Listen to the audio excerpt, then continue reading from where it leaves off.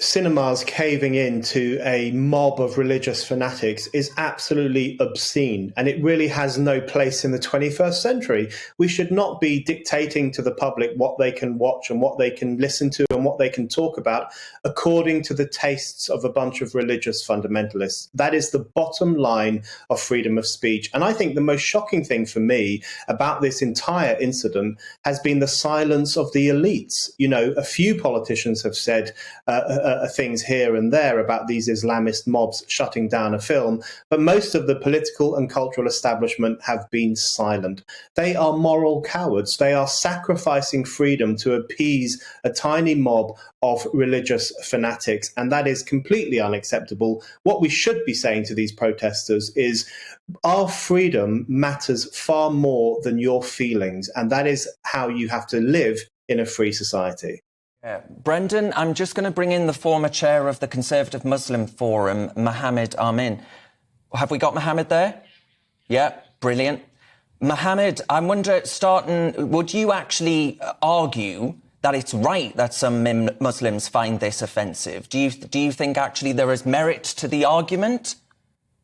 Well, first of all, many Muslims do find the film offensive, but we live in a free society and you have the right to create and publish films regardless of whether it upsets some people.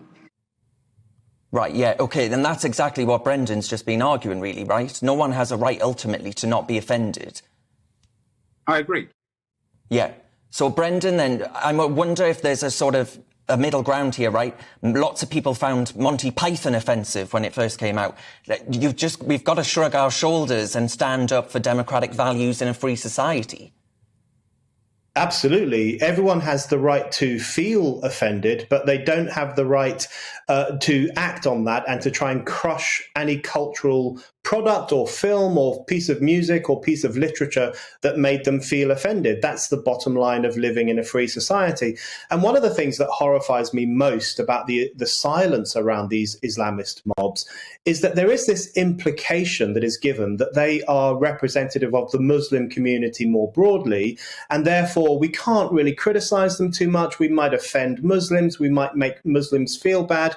But I don't think these fanatics are representative of the vast majority of Muslims in this country, of our Muslim citizens who want to live in the same way that the rest of us do, which is freely and peacefully and fruitfully.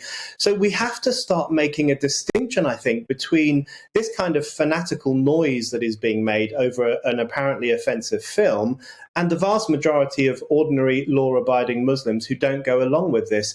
And I think identity politics has this tendency to lump everyone together and to say, well, you belong to this ethnic religious bloc, and therefore you must all have the same feelings. I think that's a species of racism, woke racism, which we need to start challenging.